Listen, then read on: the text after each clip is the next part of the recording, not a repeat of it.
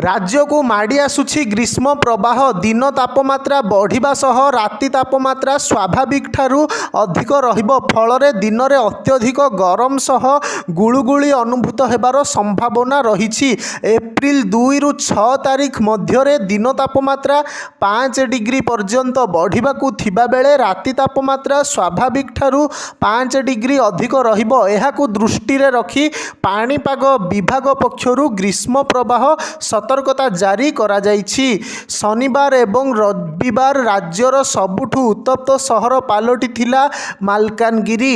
एठारे सर्वाधिक तापमात्रा 39.7 degree record होइछि। April 2 रु 6 तारिख पर्यंत कलाहांडी, बलांगीर, बौद्ध, सुवर्णपुर, मालकानगिरी, नयागढ़, कंधमाल, खोर्धा, नवरंगपुर आदि जिले में राति तापमात्रा बढ़िबार संभावना थिबारु ए सबु जिला गुडी को पाणीपाग विभाग पक्षरु सतर्क सूचना जारी करा जाइछि।